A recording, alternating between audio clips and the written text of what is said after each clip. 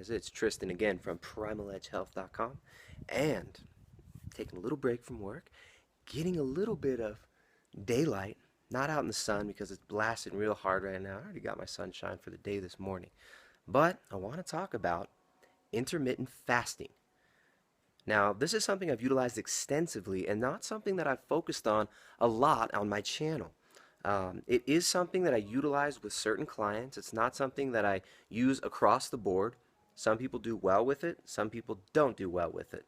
While you're adapting to a ketogenic diet, intermittent fasting for most people might not be ideal during the induction phase. Now, intermittent fasting, let me first define it. Intermittent fasting is fasting for an extended period of time intermittently. Makes sense, right? So, a really common protocol for intermittent fasting would be a 16-hour fasting window with an 8-hour eating window.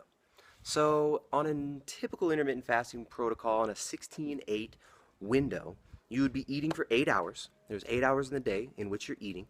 That could be from 10 a.m. till 6 p.m. Could be from 9 to 5, then standard working hours. A lot of people do shorter. The longer you intermittent fast, the more deep ketosis you're going to be in, and some people would postulate that the more benefits you are going to reap from it. So 16-8 is a very popular eating window. When you're starting out intermittent fasting, doing an 8-hour eating window is probably ideal. You don't want to jump into doing a 20-hour fast daily if you've never done it before. Now, fasting has a lot of benefits beyond just starving yourself and not eating. Now, when you do intermittent fasting, it's not starving yourself. Once you get into the routine of intermittent fasting, your hunger and satiety your satiety is very high, your hunger is very low due to the ketosis that you're kind of dancing with. Now, if you're doing a ketogenic diet plus intermittent fasting, that makes it a lot easier, especially if you've already adapted to a ketogenic diet, are well adapted to your well-formulated ketogenic diet. Then intermittent fasting will be quite easy for you. But if you're doing a carbohydrate-based diet, intermittent fasting, the best way to start out is probably going to be with a 16-8 eating window, meaning you're eating for 8 hours, fasting for 16 hours. Now, some of the benefits that come along with intermittent fasting are, in a lot of people, increased insulin sensitivity. Now, some people experience the opposite spectrum and get higher fasting blood glucose when they do intermittent fasting. Intermittent fasting, like I said, just like a ketogenic diet or a high-carb diet, or IIFYM, or whatever diet you want, is not for every single individual. Doesn't mean, just because I utilize it, doesn't mean that I'm going to prescribe it to every single client that I coach. It doesn't mean that I believe that everybody should do it. So let me just clear that up, because every video I make, there seems to have to be somebody commenting saying, ketogenic diet is not the only way to go, it's not the greatest diet in the world. I know that. I've never said everybody should do keto. I never said it's for everybody. So intermittent fasting is the same. Not for everybody, but for some people you can reap lots of benefits. So, improvement in insulin sensitivity is one of the benefits. Plenty of studies on this. Fasting usually increases insulin sensitivity and helps heal insulin resistance. So, intermittent fasting also will get you into deep autophagy. That was a dragonfly, I think, just flew right by my face. That's pretty cool. Some dragonflies are back. They were gone for a while, and then it rained, and now they're back, kind of hatching. There goes another one. So, autophagy. Autophagy is essentially the emptying of dead cell matter, the destruction of useless dead material in your body. Kind of a catabolic process, autophagy is, as opposed to anabolic, where it's like building muscle, insulin, growth hormone.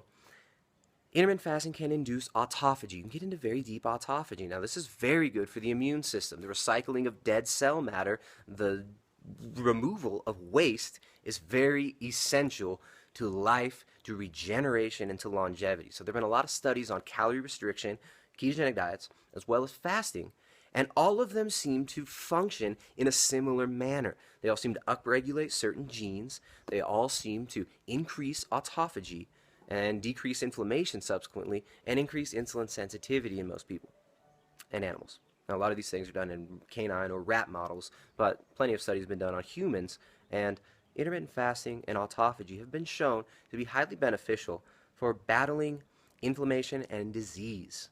a lot of neurodegenerative diseases that can also be treated using ketogenic diets respond well to calorie restriction. Calorie restriction, kind of across the board in all the animals studied, calorie restriction, not starvation, I'm talking calorie restriction, meaning not overeating, not overtaxing the body's systems, the digestive system. If you're constantly eating, if you're constantly trying to be anabolic, you're kind of missing out on the other half of the coin, which is the catabolic processes, the autophagy processes.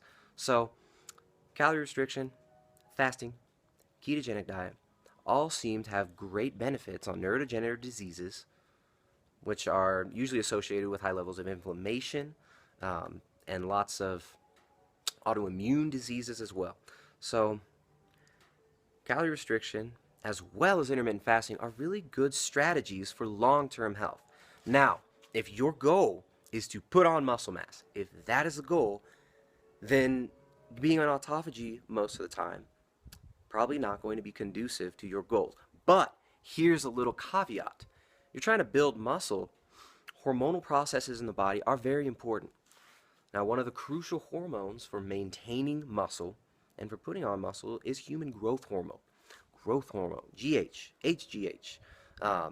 Now, human growth hormone is affected by fasting. Intermittent fasting seems to increase human growth hormone, or growth hormone in rodent models and other animal models, excretion. So growth hormone is excreted, this is my understanding of it. I'm sure somebody will correct something that I'll say that's incorrect, but this is just a quick rant video. But growth hormone is secreted in a cyclical manner. Just like our circadian rhythms of sleep, wakefulness, all of our hormones are cyclical in nature. Now, the secretions of growth hormone seem to be stronger the deeper into autophagy and the deeper into fasting one gets. So they've done studies on 24-hour fasts, 48-hour fasts, and longer, and they find that growth hormone increases up to 5-fold in some of these longer fasting periods. Now, that doesn't mean that you're going to have 5 times as much growth hormone if you fast for 16 hours a day. That's not necessarily what that means. You might get a significant increase in growth hormone, which would help you maintain lean muscle mass. Now, I've been intermittent fasting for several years now, and I haven't been doing it constantly, but it's something that I've always got in my toolbox. It's something that I really enjoy. If I'm ever having digestive issues, if I ever feel my immune system is a little bit taxed, if I ever feel like I'm coming down with something, my hunger usually goes down. And you'll see this in animals too. You got a dog or cat and it gets sick, you know what they do? When they're really sick, they dry fast. They don't drink water. They don't eat food. They get into very deep autophagy so that their body can kill the weak cells and hold on to the strong cells. Now, intermittent fasting is something I've been utilizing for several years, and I do find it has great benefits for my immune system, for my circadian rhythms, for mental function and clarity, and also made it really easy to adapt to a ketogenic diet rather quickly.